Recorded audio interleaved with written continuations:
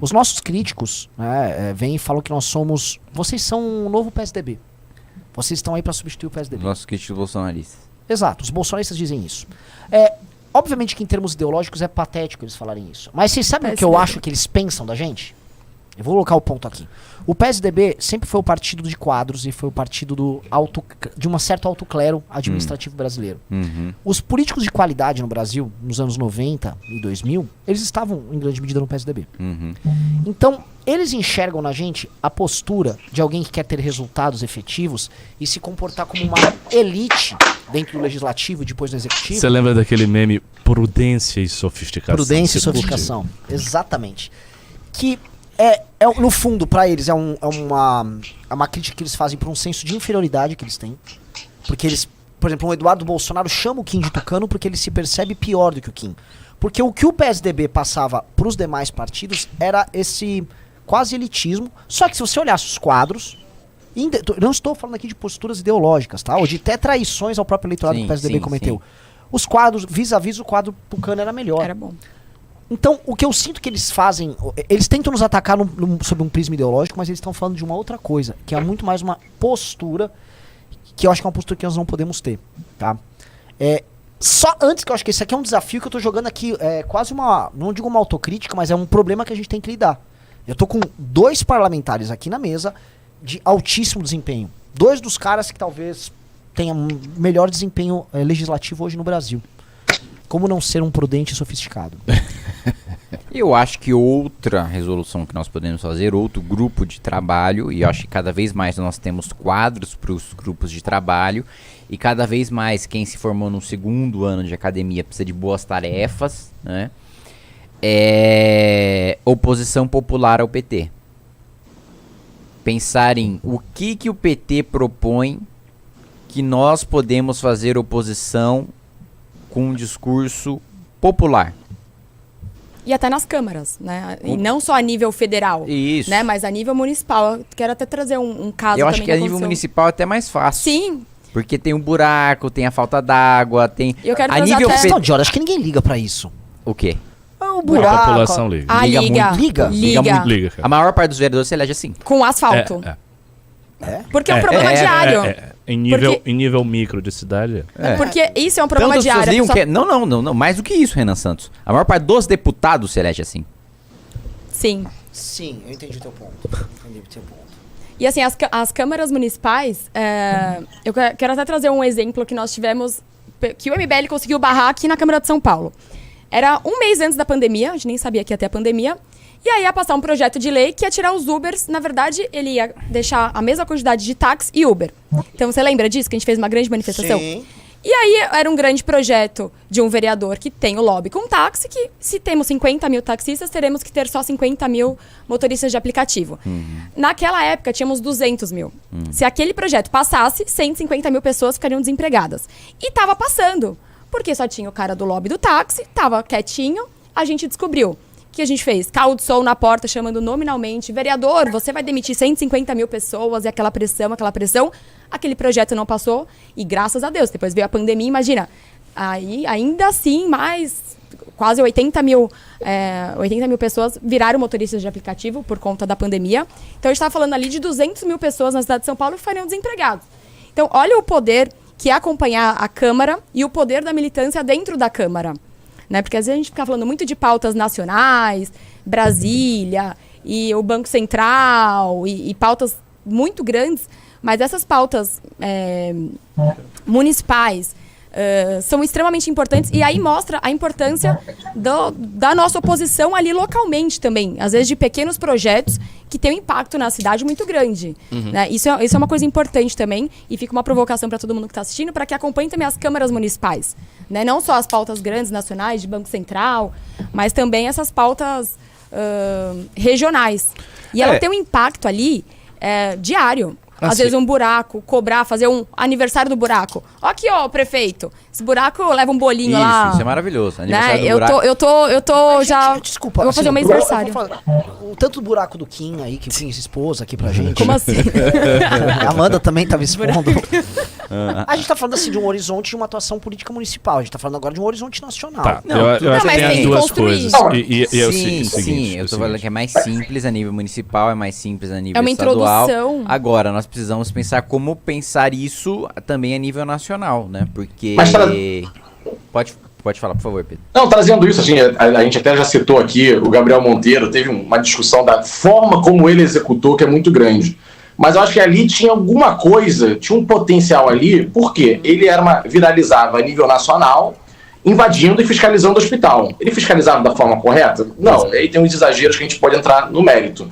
Mas assim, ele saiu um pouco dessa polarização, tinha alguns vídeos ou outros, mas era muito, por exemplo, essa ida em hospital, que é uma pauta muito local, e esse vídeo rodava no Brasil. O cara tinha 1 milhão de visualizações falando desse tipo de fiscalização. Então eu sinto que tem sim uma demanda para isso, não sei qual é a melhor forma de executar, mas o modelo já rodou com uma pessoa, pode rodar com outra fazendo melhor.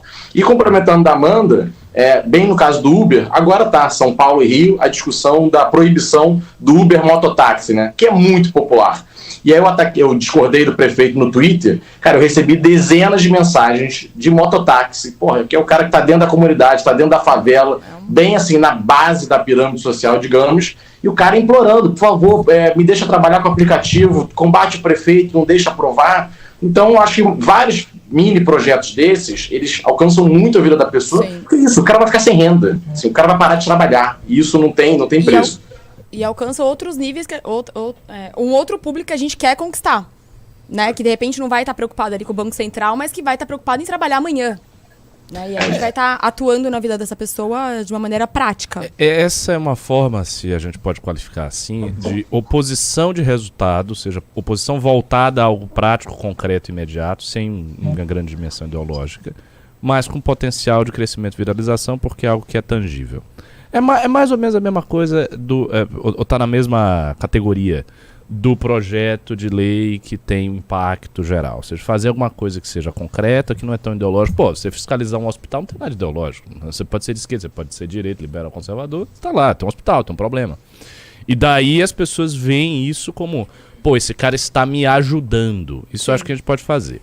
A outra coisa, aí vem a questão do horizonte nacional, é nós termos uma agenda de pautas grandes e de atos de mobilização de rua. Por exemplo, o que aconteceu na campanha contra o Pacheco foi uma coisa interessante. Foi. A gente foi derrotado no final, pelos motivos que vocês sabem, porque o voto foi secreto e eles traíram e tal. Mas Poderia ser nominalmente, veja só, nominalmente o MBL virou vários votos. Porque esses senadores, eles disseram que não iam votar no Pacheco, iam votar no Marinho. Isso aconteceu. E também aconteceu uma mobilização muito rápida dos núcleos e da militância. Sim. Então as pessoas foram para as coisas, elas fizeram os atos. Você imagine o potencial disso se você consegue uma pauta que vá 30 núcleos. Problema nesse cara. Sim, só concluindo. Imagina se você tem 30, 50 cidades, 70 cidades mobilizadas para uma pauta só. Isso aí, cara, isso aí é notícia a dar com pau. Assim, a gente consegue fazer uma coisa muito grande imaginando essa agenda de pautas, sabe, que a gente vai colocando, tem isso, tem essa luta, tem essa luta, tem essa luta, e as pessoas vão vendo isso. E isso viraliza porque, por exemplo, do Uber. Se alguém é Uber, vai mandar pro grupo do Uber, que vai Claro, mandar, olha, esse cara, assim, não importa que esse cara Exatamente. é o Kim, importa que, assim, olha, esse cara tá defendendo a gente. Isso. Ou, enfim, Bom, uma das coisas que mais viralizaram minhas recentemente foi falar sobre corte de crédito pro agro.